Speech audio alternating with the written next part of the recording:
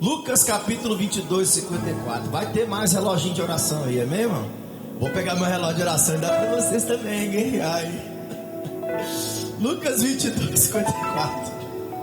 O sangue de Jesus tem poder. Vocês acharam, irmãos? Vamos ler? Então, pretendo levaram e introduziram na casa do sumo sacerdote. Pedro seguia de longe. E quando acenderam o fogo no meio do pátio e juntos se assentaram, Pedro tomou lugar entre eles. Entre mentes, uma criada, vendo assentado perto do fogo, fitando, disse: esse também estava com ele. Mas Pedro negava, dizendo: mulher, não o conheço. Pouco depois, vendo o outro, disse: também tu és dos tais. Pedro, porém, protestava: homem, não sou. E tendo passado cerca de uma hora, outro afirmava, dizendo: também esse verdadeiramente estava com ele, porque também é galileu. Mas Pedro insistia: homem, não compreendo o que dizes. E logo estando ele ainda a falar, cantou o galo. Então, voltando-se, o Senhor fixou seus olhos em Pedro. E Pedro se lembrou da palavra do Senhor, como lhe dissera: hoje 3 vezes me negarás, antes de cantar o galo. Então Pedro, saindo dali, chorou amargamente. Feche seus olhos, levanta a tua mão que vem abençoar. Eu vou abençoar a igreja também. Senhor, abençoa a tua igreja com essa palavra, Pai, que possa estar no coração de cada um. Pai, em nome de Jesus, que essa palavra possa estar na nossa vida de forma poderosa nessa noite, em nome de Jesus. Eu falei com vocês, irmãos, que eu tinha pregado uma palavra sobre Pedro, sobre as 3 fases espirituais de Pedro. Falei que a última ia deixar para pregar na Santa Ceia, porque senão ia ficar muito grande, né? Presta atenção que Pedro teve alguns treinamentos espirituais que eu tinha falado aqui posteriormente. E o primeiro treinamento espiritual que Pedro teve, ele andou sobre as águas. Isso ali foi um divisor de água tremendo, não só nele, mas na vida dos discípulos e todos que ouvem até hoje essa palavra pelo Espírito. Andar sobre problemas, andar sobre tribulações, andar sobre as águas. Águas, meu querido, no mundo espiritual significa emoções e sentimento. Quando você anda sobre isso, Jesus segura nas tuas mãos. Mesmo que o seu sentimento, a sua emoção começa a afundar, um vento vem, Jesus, você clama para Jesus, ele pega a sua mão, ele coloca a sua vida emocional, ele coloca a sua vida, meu Deus, sentimental de volta no trilho. Quem diz amém? A Bíblia nos fala que depois Pedro teve uma revelação espiritual, que Jesus era o Filho de Deus, e Jesus falou: não foi a carne que revelou isso, Pedro. Pedro, você está tendo até revelação do meu Pai aí com você. Só eu que tinha, mas agora você tem. Foi meu Pai que te revelou. Eita glória! Pedro, o primeiro discípulo a ter uma revelação de Deus, falando que Jesus era o Filho de Deus. A terceira, ou melhor, o terceiro treinamento espiritual de Pedro é que ele estava no monte e de repente Jesus ficou todo claro como luz. O rosto dele era luz, as vestes eram brancas como luz.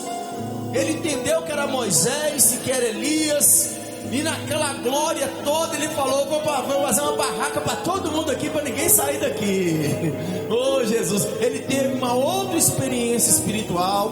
Uma nuvem foi baixada e ele ouviu agora a voz de Deus: esse é meu filho, a quem eu comprazo, fazei tudo o que ele vos disse.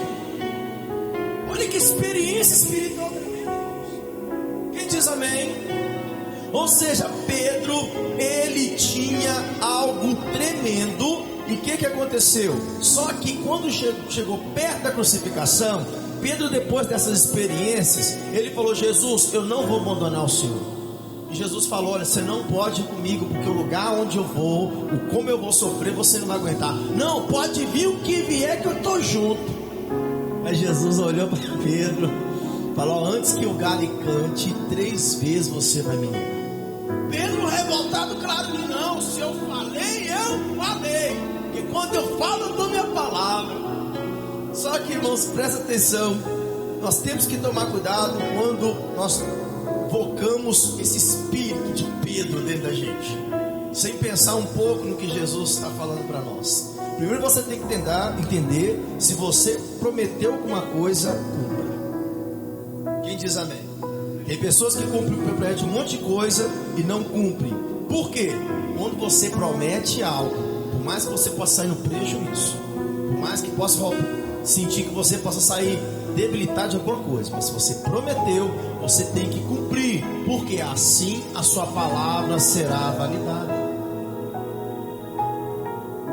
A sua palavra vai ser validada a partir do momento em que você promete e você cumpre. Qual é a dica que eu dou para a igreja? Primeira, vocês já ouviram isso aí, aleluia. Não prometa nada quando você estiver muito alegre, porque senão você vai ter que cumprir. Você tem que entender também, aleluia. Quem diz amém aí, irmãos?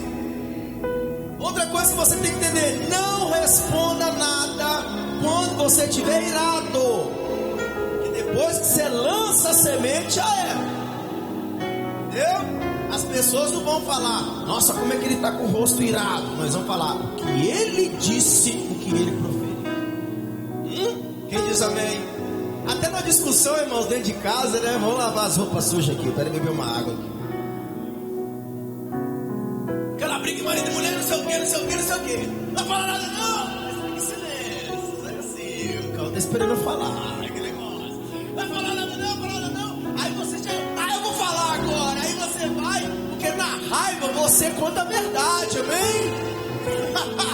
Fala pra você, irmão, não fique revoltado comigo não, amém? Não quer ficar revoltado com você não, amém, irmão? Na raiva você acaba falando verdade. Criança fala a verdade, os loucos falam a verdade, os bêbados falam a verdade, mas quem está irado fala uma verdade terrível. Só que uma verdade com o intuito de machucar. Então você presta atenção que quando tem uma briga, depois que passa a briga, tá tudo certo, não tá bem. Mas você disse aquele dia. Tá bem que não é só eu que já passei por isso, né, irmão? Meu Deus. Mas você falou aquilo. Ninguém lembra. Você comprou um bombom pra mim aquele dia, você lembra? Não, só lembra das coisas pesadas. Então, não responda nada quando você tiver. Hein?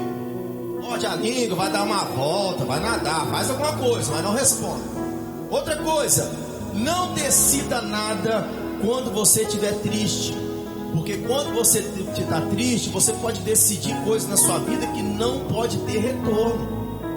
Se você decidir coisas na sua vida quando você estiver triste e não orar ao Senhor buscando uma resposta, você pode fazer escolhas que talvez possa trazer tanto dano para você, que você pode perder aquilo que você estava construindo. Quem diz amém? A tristeza é uma estação que todos nós precisamos passar. Agora, como é que você quer passar tristeza? Sorrindo ou chorando? Eu não sei você, gosto de passar sorrindo, né, irmãos? E de preferência os irmãos depois do culto pagando um lanche pra mim. Fala pro seu irmão aí, passa tristeza sorrindo. Esqueci disso. Então você presta atenção, irmãos, que Pedro assumiu um compromisso com Jesus pela palavra. Quem diz amém? Só que teve um problema. Pedro, ele assumiu um compromisso, mas ele não estava entendendo o que ele estava fazendo. Lucas capítulo 22, 33. Ele porém respondeu: Senhor, estou pronto a ir contigo, tanto para a prisão como para a morte. Mas Jesus lhe disse: afirmo-te, Pedro, que hoje 3 vezes negarás que me conheces, antes que o galho cante. O orgulho de Pedro fez ele assumir algo que ele não tinha experiência. Eu quero trazer uma revelação aqui, irmãos, que assumir um compromisso vai custar tudo para você. Quem diz amém? Unir-se a Cristo vai custar um preço muito alto para você, e um preço que poucos estão dispostos a pagar. Quem diz amém? Presta atenção que a Bíblia vai nos falar em Lucas capítulo 22, 54. Então, prendendo, levaram e introduziram na casa do sumo sacerdote. Pedro seguia de longe, e quando acenderam o fogo no meio do pátio e juntos se assentaram, Pedro tomou lugar entre eles. O que Pedro fez? Pedro, quando foi questionado, Jesus já estava preso, já estava sendo espancado, já estava sendo maltratado, escarnecido, Jesus já estava numa situação muito complicada. Pedro então seguiu Jesus de longe, chegou perto, e uma pessoa falou: eu conheço você, você andava com Jesus. E Pedro chegou e falou: não, eu não ando com Jesus. Aí Na segunda vez, o homem chegou: eu conheço você, você andava com Jesus. Ele está se afastando: não, eu não conheço Jesus. Na terceira vez, a mulher chegou: eu tenho certeza que você andava com Jesus. Pedro falou: não, eu não conheço Jesus.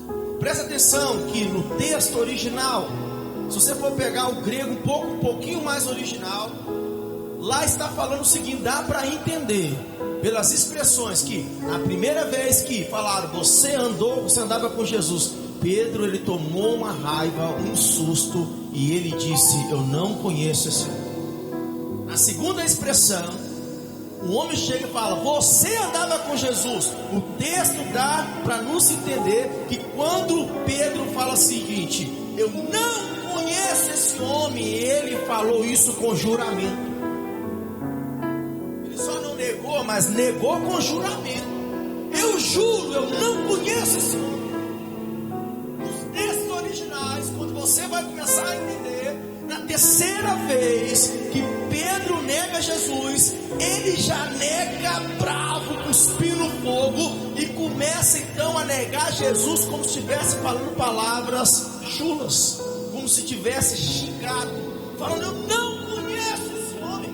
Porque na primeira vez, na segunda vez já foi afastando, na terceira vez já estava querendo sair fora do pátio. Você presta atenção que Pedro nega Jesus pela primeira vez, na segunda vez ele nega com juramento, e na terceira ele se explode e nega Jesus de uma forma muito pesada. E naquele momento, quando ele nega Jesus de uma forma muito pesada, com todo o seu corpo, a sua alma, o seu espírito, Jesus fita os olhos nele, e ele lembrou do que Jesus falou. O olhar de Jesus é pior, irmãos, do que as palavras dele. Pedro jurou que ia estar do lado de Jesus, na morte ou na dor. Só que a Bíblia nos fala que quando Jesus foi preso e maltratado, Pedro estava onde? Perto de Jesus ou longe de Jesus? Pedro seguia Jesus de longe. Pedro, ele não queria passar o que Jesus estava passando, mas não queria perder Jesus de vista. Quem está entendendo diz amém. Pedro não queria perder Jesus de vista. Por outro lado, ele não queria pagar o preço do discipulado. Ele não queria pagar o preço do discipulado, mas também não queria perder Jesus de vista, porque ele sabia que ficar do lado de Jesus era assumir uma responsabilidade espiritual que ele não estava pronto. Presta atenção que nos nossos dias não é diferente, irmãos. Se você for analisar, muitas pessoas não querem perder Jesus de vista, mas não estão dispostos a se envolver com Cristo e nem com o que Ele representa. Quem diz amém?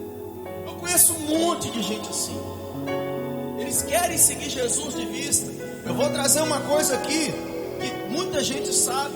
Eles estão não à disposição das pessoas se não tiver vontade própria.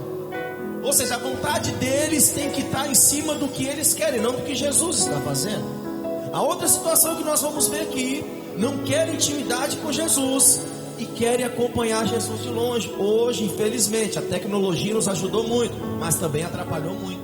Uma das coisas que eu preciso falar aqui, até as pessoas que estão vindo em casa vai mexer no sofá direito, mas tem que falar. O que é seguir Jesus de vista nos nossos dias? Tem muitas pessoas que podem estar no culto, mas deixam de estar no culto para assistir o culto em casa. O que eles estão fazendo? Eles estão se envolvendo com Jesus? Não, eles estão seguindo Jesus de longe, porque não querem se envolver com o corpo de Cristo, que é a igreja do Senhor. Quem diz amém? É uma verdade que nós precisamos falar nos nossos dias. Uma coisa, eu estar no corpo de Cristo e me alimentar do Senhor em alguma pregação, um louvor. Outra coisa, eu deixar de participar do corpo de Cristo por alguma coisa.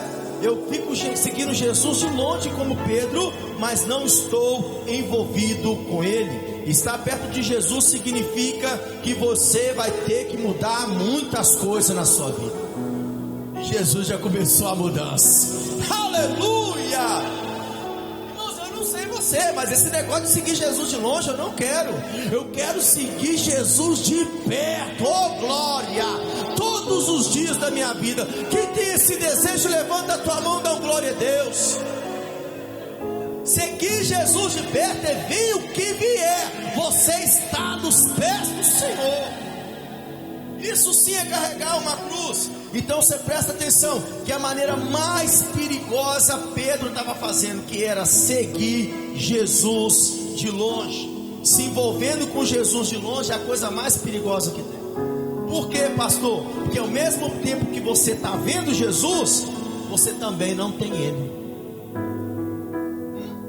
Seguir Jesus de longe é assim. Em culto, quando o negócio está feio na sua casa ou lá no trabalho, você vem na igreja. Nos outros dias não vem. A gente chama os caçadores de bênção, né? Então você presta atenção que isso é seguir Jesus de longe. Tem um problema, precisa de oração, corre para cá. Tá tudo bem, tá tudo tranquilo, vai para lá, esquece de Jesus. Tem muita gente fazendo isso, muita gente vendo Jesus, mas não tem. É muito perigoso isso. Quem diz amém? Então ninguém tem Jesus de longe. Você o vê, mas não o tem. Esse que é o perigo. E você, com os irmãos, falando agora para você. Quando você tem Jesus de perto, você sente a sua alma incendiar. Um culto na igreja não substitui um culto online em casa, irmãos. Não substitui a presença e a dimensão, o acobertamento que você tem espiritual nesse lugar. Meu Deus, é totalmente diferente. Aqui Deus abre portas para você. Aqui Deus está fazendo coisas diferentes para a tua vida. Não substitua o teu culto por nada, porque é você e Deus, não tem nada a ver com a igreja. Aleluia. Presta atenção, que a Bíblia nos fala, para encerrar, que eu quero trazer essa revelação hoje aqui para a igreja. Poucas pessoas sabem disso. Lucas capítulo 22, 60. Mas Pedro insistia: homem, não compreendo o que dizes. E logo estando ele ainda a falar, cantou o galo. Então voltando-se o Senhor, fixou os olhos em Pedro. E Pedro se lembrou da palavra do Senhor, como lhe dissera: hoje 3 vezes me negarás, antes de cantar o galo. Então Pedro, saindo dali, chorou amargamente. Qual foi o treinamento espiritual que a gente falou de Pedro? Primeiro, andou sobre as águas. Segundo, teve uma revelação que era o Filho de Deus, Jesus era o Filho de Deus. A terceira, teve uma teofania, vendo Jesus, meu querido, que coisa linda, sendo transformado em luz pura. E o quarto treinamento de Pedro, que ele mesmo sem saber, ele já estava, é o que? Agora eu quero ver se Pedro está comigo de verdade. Não na bonança, não nos milagres, não nas revelações em que Deus está fazendo. Eu quero ver se Pedro vai estar comigo na minha dor. Eu quero ver se Pedro tem coragem de chorar comigo. Eu quero ver se Pedro tem coragem de passar, aleluia, tudo, oh meu Deus, de ruim que eu vou passar. Eu quero ver se Pedro agora vai aguentar um estágio na vida dele chamado pressão. Querido, é a pressão que te transforma. É a pressão que transforma menino em homem. É a pressão que transforma um crente em servo de Deus. É a pressão que te leva você para outro mundo espiritual, para uma dimensão espiritual que os olhos carnais nunca vai conseguir enxergar. Aleluia. Presta atenção, querido. Pedro não soube lidar com a pressão do povo, negou Jesus. Pedro não soube lidar com o seu coração e negou Jesus. Pedro não soube lidar com a pressão do Espírito e negou Jesus. Ele não soube lidar com a pressão. E eu quero trazer uma pequena historinha para vocês fazerem uma reflexão. Existia um lugar no oceano. Esse lugar tinha águas claras, bonitas e maravilhosas. Tinha muita gente que estava muito afim de mergulhar naquele oceano. E tinha muita gente disputando, porque ali sabia que tinha tesouro e tinha pérolas. Muito bonito. Então o primeiro mergulhador chegou e foi pegando, já olhando lá, aquele negócio brilhando, já foi. Quando ele chegou na metade, ele viu que não estava dando para ele e voltou. O segundo um pouquinho mais, pegou um ar um pouquinho mais forte e foi. foi 1 metro, 2, 3, 4, 5, era 35 metros. E foi 10 metros, 15 metros, não conseguindo, voltou. O terceiro foi até a pérola, chegou na pérola, acabou o ar, não conseguiu sustentar a pressão, a velocidade, não conseguiu sustentar nada e acabou morrendo. Foi um desafio muito grande. Chegou um mergulhador, ele chegou e falou: agora é minha vez, é minha vez. Ele pegou 1 metro, mergulhou, subiu. As pessoas falaram assim: rapaz, você não mergulhou 1 metro e subiu, você é o pior de todos. Ele: calma. Depois ele foi e mergulhou 2 metros e subiu. As pessoas falam: rapaz, só 2 metros. Ele: calma. Ele foi e mergulhou 5 metros e subiu. Depois ele mergulhou 10 metros e subiu. Depois ele mergulhou 15 metros e subiu. Depois ele mergulhou 20 metros e subiu. E as pessoas vendo aquela situação, todo mundo parado. Depois ele mergulhou 30 metros, estava perto da pérola. Ele olhou a pérola, mas ele subiu. Depois ele mergulhou 35 metros, aonde a pérola estava na frente dele. Ele pegou, olhou a pérola, 35 metros, pegou nela, deixou ela lá e subiu de novo. E agora ele foi e mergulhou 35 metros de uma vez. E foi, pegou a pérola, examinou a pérola, colocou a pérola e subiu com a pérola. As pessoas não entenderam nada e falou: rapaz, você é a única pessoa que conseguiu pegar a pérola, pegar o tesouro. Como você conseguiu? Se todo mundo tentou e não conseguiu. Ele falou o seguinte: todos sabiam nadar, todos sabiam mergulhar, mas ninguém sabia lidar com a pressão. Primeiro eu lido com a pressão, depois o tesouro já é meu, para glória. Quem sabe lidar com a pressão, o tesouro já é dele.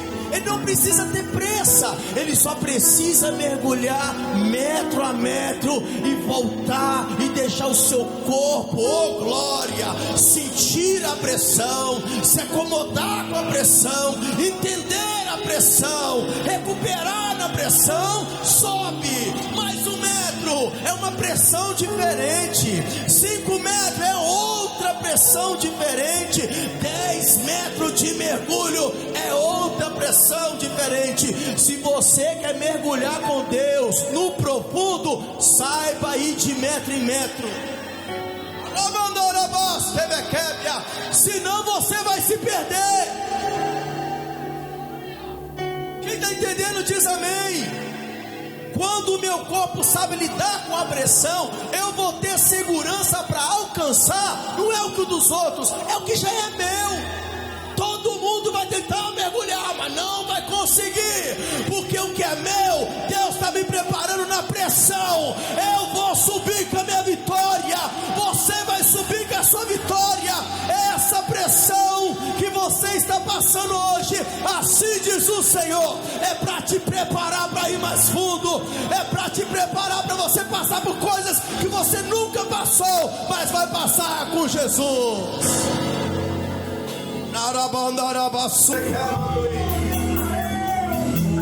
O mergulhador descuidado, ele se perde na pressão. Pedro se perdeu na pressão da vida, mas aquela experiência fez ele entender que agora ele precisava ser um novo. Nunca mais Pedro se perdeu, porque agora Jesus resgatou ele e ele viveu em altas temperaturas, em altas profundidades com Jesus. Fica de pé em nome de Jesus. Treine seu corpo, treine a sua alma, treine o seu espírito na pressão, de metro em metro.